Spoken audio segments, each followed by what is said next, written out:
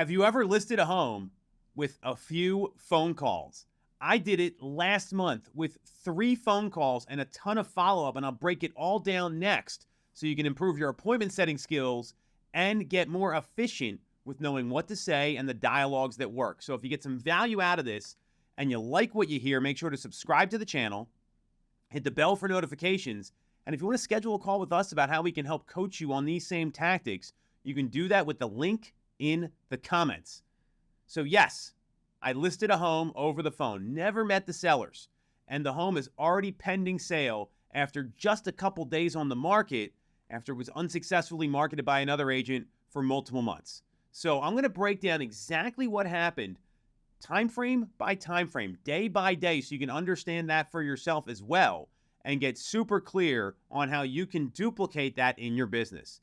The spoiler alert here is I knew what to say, I knew how to deliver it, I had massive tonality, and I followed up when I said I would with deliverables that show people how much I want to earn their business. So here we go. September 16th, home expires from the market. I called them on the phone. I got the seller on the line and went through the expired script. You might have heard of this before. Hey, Nick, when do you plan on interviewing the right agent for the job of selling your home? And they told me they planned on renting it out, but then they said they didn't want to rent it out. I asked them to tell me more about that. I kept the conversation going by following the script and asking the right questions. How did you select the agent that you hired? What did that agent do that you liked the best? They said nothing. I said, wow, that's tough. And then they asked me why I thought the home didn't sell when I asked the question of, just out of curiosity, so what do you think stopped the home from selling?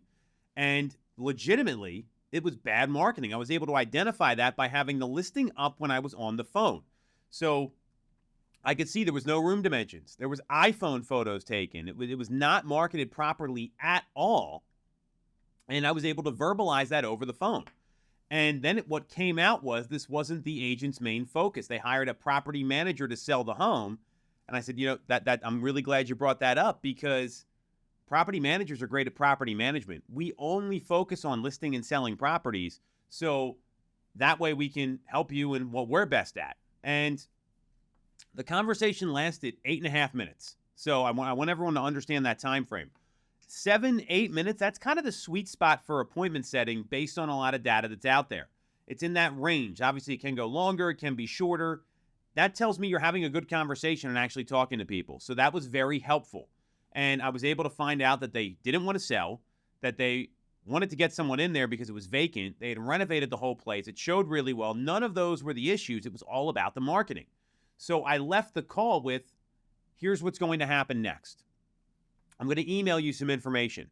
And then why don't we set up a time to talk a little more because there was another party involved. The seller owned this with a sibling.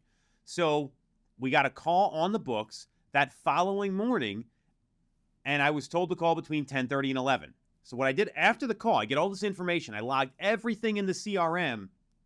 I sent a BombBomb video with a link to our 680 plus reviews and the resume for our team, and sent a personal message to this particular seller sharing that we've helped a lot of people sell their homes after another agent can't. Did it right after the call. Then I called when I told them I would the next morning between 10:30 and 11. So personalized video, and I followed up when I said I would, and I stacked the cool. I gave some third-party validation you working with our team because you can't expect people know about you. That all happened right after the call. Then I called back when I said I would, and we had a deeper conversation. And the call was, hey, everything you said made sense. We really don't want to sell it. Would you be open-minded to a 30-day contract was the question. I said, hey, we're here to help you sell it. So if I'm not selling the property in 30 days, I don't know that I'm doing my job here. And then what I did, I pulled up the data for sales in the neighborhood. And we set up a conference call again with the other sibling that was on the deed. So we set up that conference call for the following day at 11 a.m.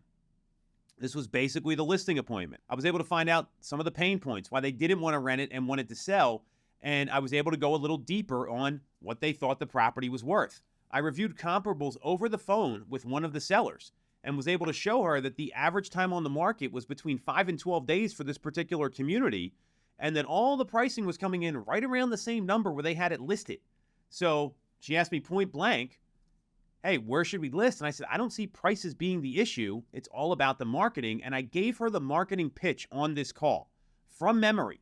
So we set up the follow-up with the sibling. I was able to deliver the listing pitch on a phone call in a quick, succinct way because I practice it and I know it to get them interested. So we had the listing appointment set up over the phone. I then sent the normal pre-listing email that our team sends out with the marketing plan, the paperwork, all the stuff they need so they can review that beforehand. And I emailed the sales data over because I wasn't meeting them in person. If you're meeting them in person, don't send the market analysis. You want to present that. So I sent it over as a point of reference. So right now we've got really 4 steps that have happened so far. The initial call and follow-up, the second call when I said we would talk, and the follow-up and the pre-appointment procedure was followed to a T. I know they didn't know anything on the property. I had all the information there. And then we had the actual appointment all over the phone, mind you. I have not met these people. And the appointment was the specifics around a relaunch plan. I told them exactly when things would happen. Told them things we could do differently, like some virtual staging because the property was vacant. When the photography and video would happen. I had an agent on our team there with me on the call, so they're their person on the ground. And we went through all the details, including the paperwork and how to move ahead because I sent them all the documents in advance. And on that last call, they said, great, let's move ahead. We feel good about this. And we got the listing signed. 3 days later, it's now under contract at the price we told them we could sell it for and the same price where it was listed with the previous agent. So when you look at this here, this all happened in about 48 hours. I followed the process that works. This is a documented process. Call, log the notes, send the follow-up, call back again when you promise you will. Send the pre-appointment email, get more information, more discovery questions, then deliver the listing pitch in a way that's going to work for the seller. I'm not big on the phone. I wanted to meet with them. They suggested the phone call, and I said yes, because that's what was working best for them, and I was able to navigate everything appropriately, and we got a signed listing. So you're probably wondering, how did this all happen? It happened because I followed the process, and the process in the system is always going to produce what it's going to produce. Nothing more, nothing less, and they're predictable results. And by following all that, we were able to get a listing signed over the phone, never having to visit the property. And that's because I know my scripts, I followed the process, I sent a video, I know the marketing plan, I know the listing appointment backwards and forwards. And when you have that kind of deep knowledge, you can get incredible results just like this.